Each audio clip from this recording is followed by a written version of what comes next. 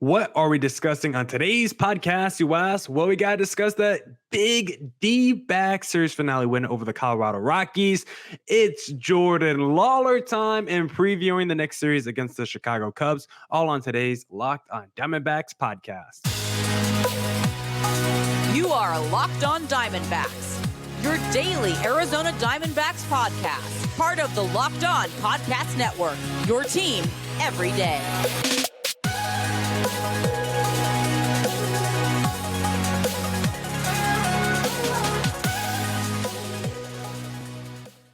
You're listening to who? Always charismatic host of this podcast, Millard Thomas. I'm a multimedia journalist and a graphic designer, so please go check out my website, millardthomas24.myportfolio.com. I'm there you can see all my latest work, from my packages to my articles to my photos and my graphic design. If you want to see more content by me, just follow me on Twitter at CreatorThomas24 for my personal account, or just look up Locked on Diamondbacks about Twitter, Instagram for the podcast handle. And of course, thank you for making Locked on Diamondbacks your first listen every day. I would not be able to do this podcast without you, my loyal listeners, sharing, subscribing, reviewing, doing all that so I could do this podcast for you. Thank you. It's free and available on all platforms, so please continue to tell your friends.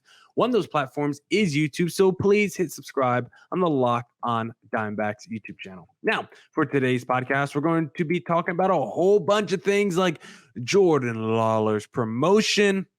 We'll also talk about previewing the next series against the Chicago Cubs. But before we get there, I first want to discuss this Game 3 series finale over the Colorado Rockies, because the D-backs desperately needed this series finale win and this whole series win over the Colorado Rockies. But of course, they're fighting for a wild card spot. And in that game 2, the D-backs were looking pretty lifeless. Couldn't come through with runners in scoring position. Their pitching was actually, somewhat solid. I mean, Brandon Pfaadt didn't make it through 5 innings, but your bullpen was still pretty good. But it was just an overall lifeless loss in game 2. But in this series finale, this D-backs team woke up and showed some signs of life, and they acted like a team playing with a little desperation, going against an inferior opponent, because that's what the Rockies are. This D-backs team is miles ahead of the Rockies. Maybe the D-backs are not a World Series contender, but I do think they're in a different league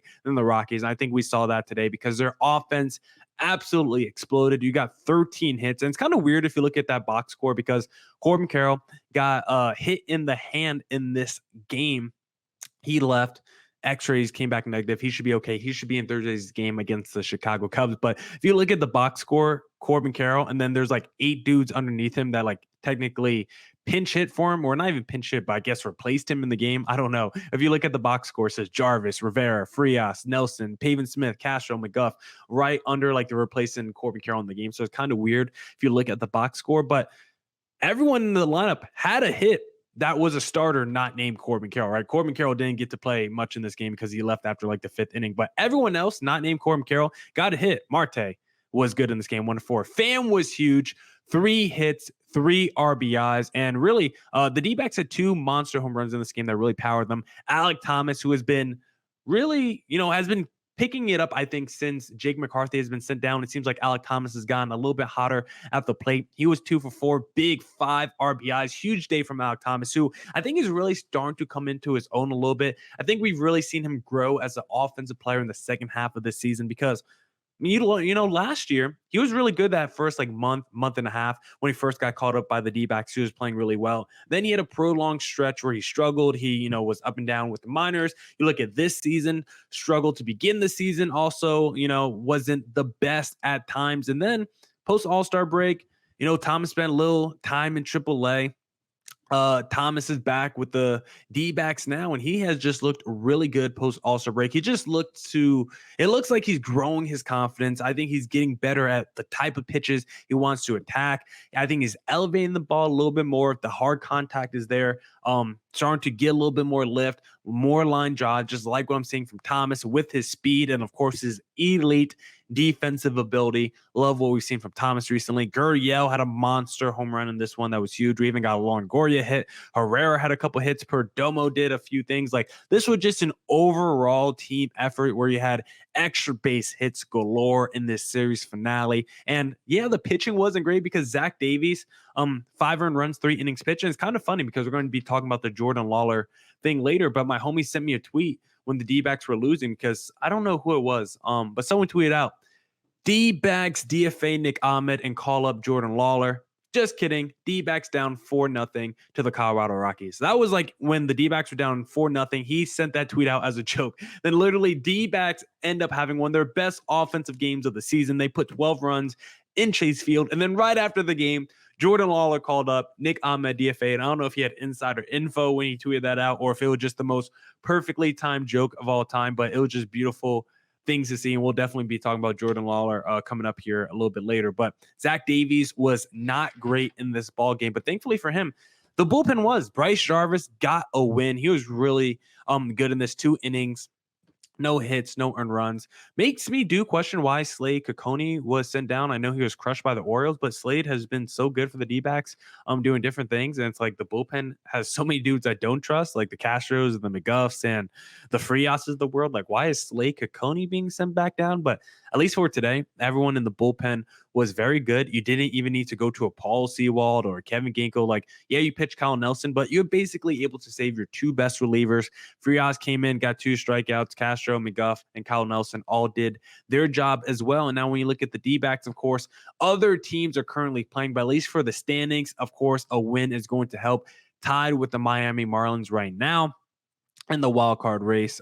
Do the Marlins have at the time of us recording this, the Marlins are up 11-4 on the Dodgers. So even though we like to see the Dodgers lose, we're kind of rooting for the Dodgers right now as they take on the Marlins, because it seems like the Marlins are going to win up 7 runs in the 9th inning. So they'll probably go ahead of the D-backs in the standings. But the series that really matters for the D-backs coming up is the next one, D-backs versus the Chicago Cubs, of course, because when you look at the NL wildcard standings, like the Cubs are continuing to just play really good baseball. They're 12 games above 500 as it currently stands. They're like 4 games ahead, or I think they're 3.5 games ahead of the D-backs, 4 games ahead of the D-backs for that wild card spot. So the Cubs are going to have the strength, in this head-to-head battle against the D-backs, because they're going to have this 4-game lead already on them in the wild card race. So the Cubs they don't want to, take their foot off the gas, but they can, be like, you know what? We don't have to take 3 out of 4 of the series. A series split will be just good enough. I don't want to, talk too much about the Cubs versus D-backs series and what needs to happen for the D-backs before we preview the series. But just wanted to make that note. D-backs still going to be behind the Marlins, the Reds, and the Cubs and Phillies in the standings, even after today's win. But at least the D-backs showed signs of life, able to get the offense back on track. Maybe the rotation didn't look good, but at least the bullpen had a great showing. Everyone in your lineup outside of Corbin Carroll got a hit. And now we got Jordan Lawlar on the way as well, which we're going to be talking about next. I'm still holding out hope as a D-backs fan that we're still going to make the playoffs. And one thing that you never have to hold out hope for is eBay Motors, because they always come through for the crew if you need any parts for your car. Because for a championship team, it's all about making sure every player is a perfect fit. It's the same when it comes to your vehicle. Every part needs to fit just right. So the next time you need parts and accessories, head to eBay Motors. With eBay Guaranteed Fit, you can be sure every part you need fits right the first time around. Just add your ride to My Garage and look for the green check to know the part will fit or your money back. Because just like in sports, confidence is the name of the game when you shop on eBay Motors. With over 122 million parts to choose from, you'll be back in the game in no time. After all, it's easy to bring home a win when the right parts are guaranteed. Get the right parts, the right fit, and the right prices on ebaymotors.com. Let's ride. eBay Guaranteed Fit, only available to U.S. customers. Eligible items only. Exclusions apply. All right. Let's get back into the Locked On Diamondbacks podcast, and let's discuss Jordan Lawlar getting called up to the show. Jordan Lawlar potentially making his D-backs debut in Game 1 against the Chicago Cubs. If you look at Baseball America, he's listed at like number 13 overall. MLB.com, I think, has him listed at number 11. And then Baseball Prospectus, number 24. entering this past season, Jordan Lawlar is that guy. When you look at the numbers, what he did in Double A this past season wasn't even that phenomenal. He had 15 home runs, 33 stolen bases, just a counting stats machine. He did that in 89 games, 263 average, 840 OPS. You'll take those numbers, don't jump off the page to you, but you do like to see the 47 walks in 89 games. That's decent. Excuse me, 366 OBP, got the home runs, got the speed as well. You like to see that. Excuse me, hold on.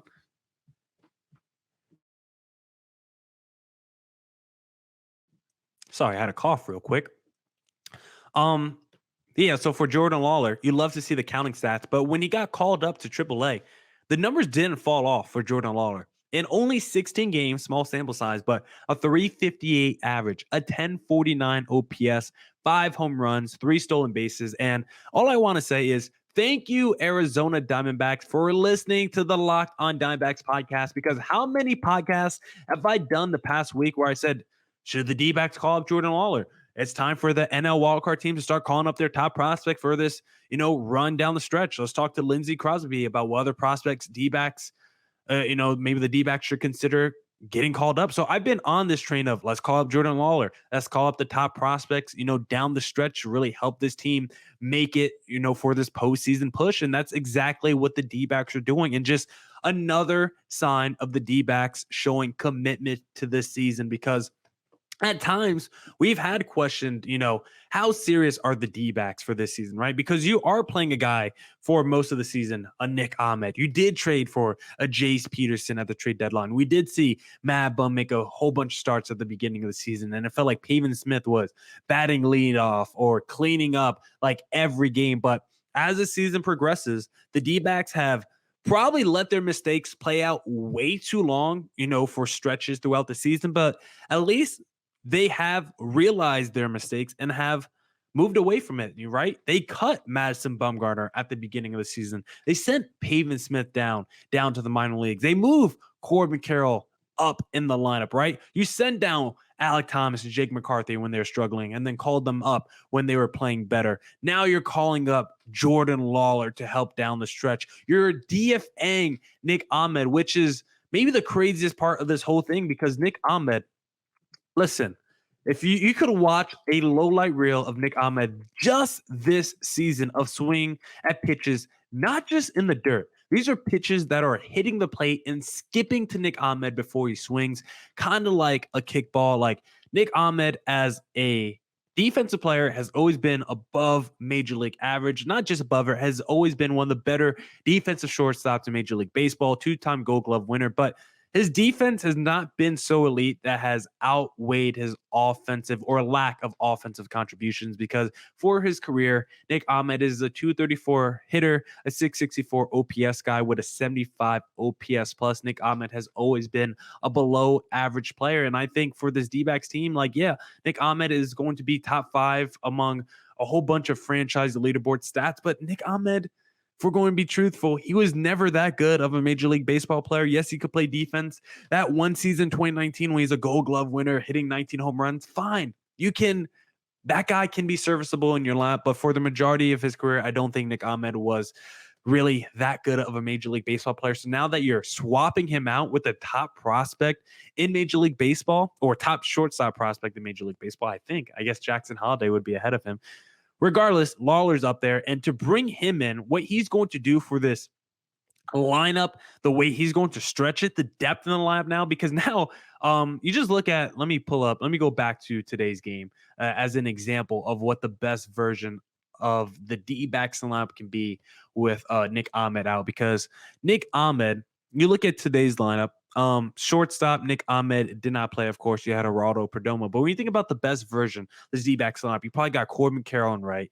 You probably got Thomas in center field, Gurriel in left field, Christian Walker at first base, Marte at second base, Lawlar at shortstop. And then I would probably go either Perdomo or Longoria at third base, depending on the day. You probably go Tommy Pham at DH, and then that's a pretty nasty 1 through 9. Like Lawlar, all of a sudden, because of the depth of his D-backs lineup, like maybe he bats like 7th or 8th or something, because we know we love Perdomo, that number 9 spot. That I totally forgot about Moreno at catcher. Like, how are you going to stack up your 1, 2, 3? Carroll's your number 1, Marte is your number 2, probably. Like, if I'm just looking at today's lineup, Pham is your number 3, Walker is your number 4, maybe Gurriel's your number 5, Alec Thomas is your number 6, Moreno is your number 7, Lawlar is your number 8, and then Perdomo is your number 9, and then maybe swap in a Longoria for a Perdomo or Longoria for a Pham or something like that. Like, I think that lineup, it's like, I think that's deep. I think that's long. I don't think there's a lot of weaknesses in that lineup. Like, that makes me feel really good as a D-backs fan. If I'm an opposing team, like, yeah, that lineup can do some damage. And then when we think about the D-backs identity this season as an offensive team, right?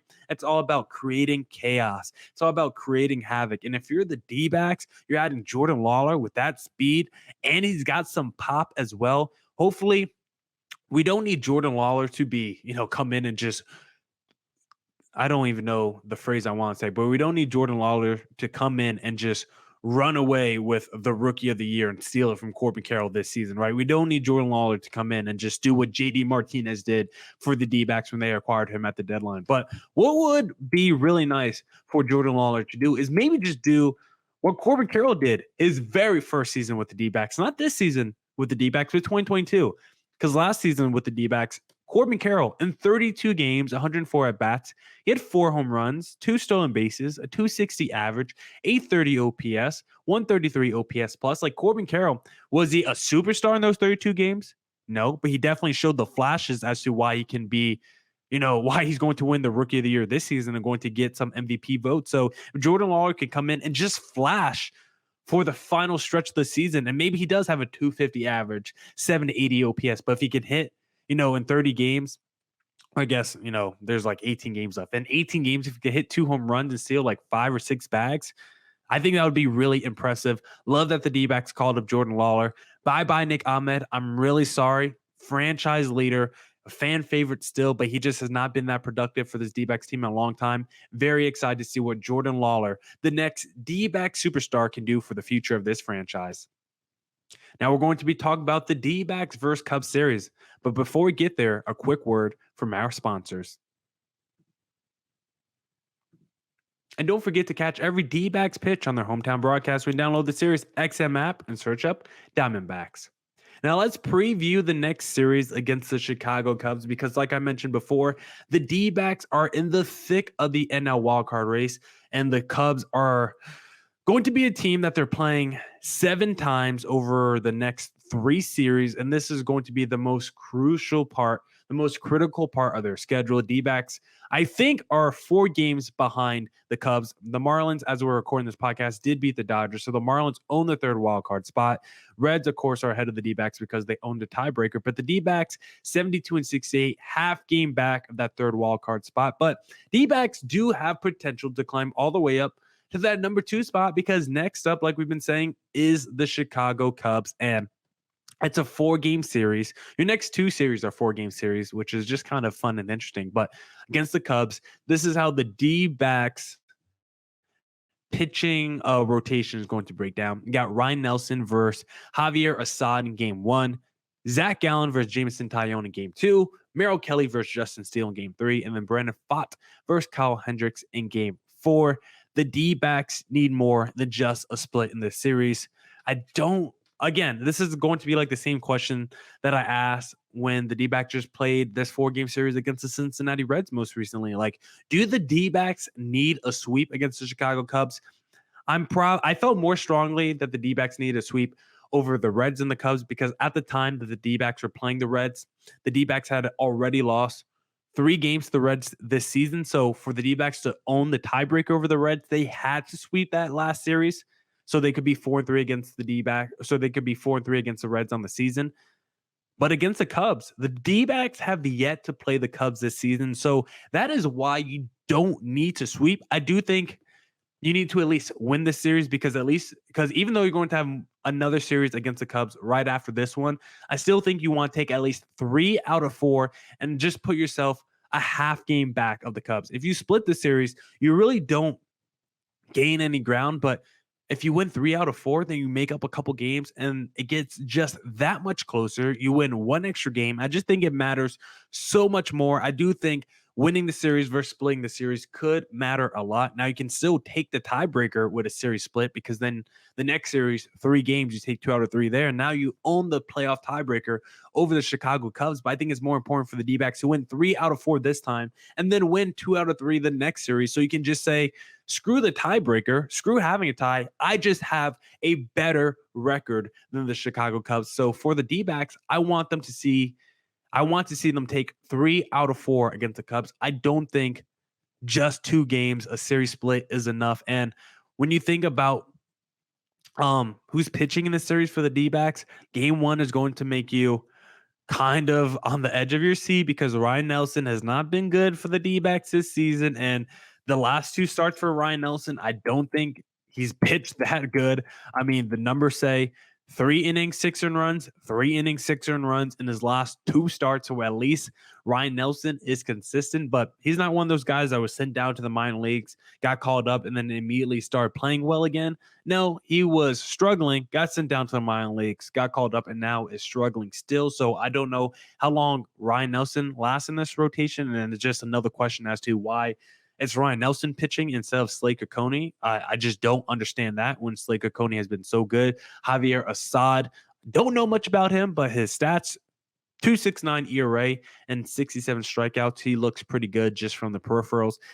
Zach Allen, Merrill Kelly, I mean, that's where this, and Brandon Pfaadt too, I mean, you could throw in here, but really Gallen and Kelly, I mean, if those 2 don't come through in a big time way, I mean, the D-backs have no chance. And I wish we got Gallen versus Justin Steele so we could have that Cy Young potential matchup between those two.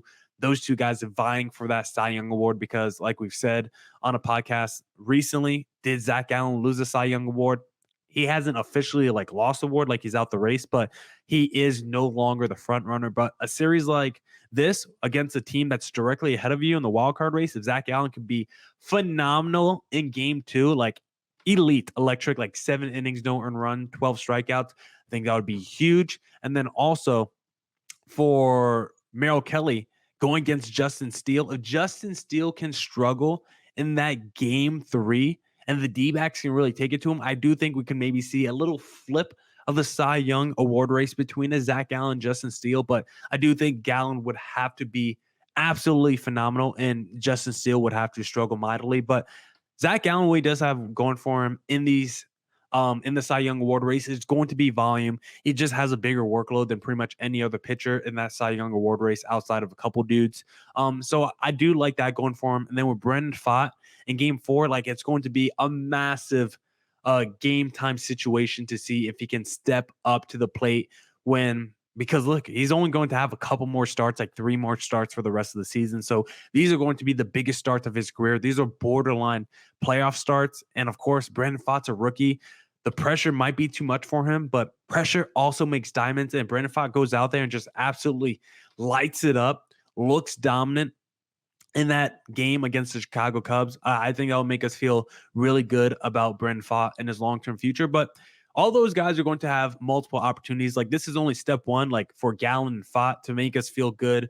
For us to feel good about Gallen really potentially winning the Cy Young Award race, you have to be good against the Cubs this series and the next couple of starts you have. For us to feel good about Pfaadt, about him in big time situations and the long-term future, has to be good. He has to be good against the Cubs in this series and the last couple starts he has on the year. You got the Cubs this series, then Mets, then Cubs again, and then after that, the Giants. So 3 of your next 4 opponents thick in the NL wildcard race. But now we got Jordan Lawlar getting called up to hopefully make an immediate impact and really take it to those wildcard teams. No more Nick Ahmed. If we could just get Jace Peterson out there now, it would be a borderline perfect lineup. But I'm ready for this final stretch of the season. I'm ready for Jordan Lawlar time, and hopefully the D-backs can capitalize on their playoff push.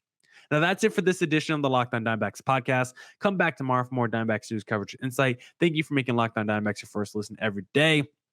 For your second listen of the day, check out the Locked On MLB podcast with our boy Sully Baseball. Don't forget to catch every D-backs pitch on their hometown broadcast when you download the Sirius XM app and search up Diamondbacks. And as always, stay safe, stay healthy. Doses.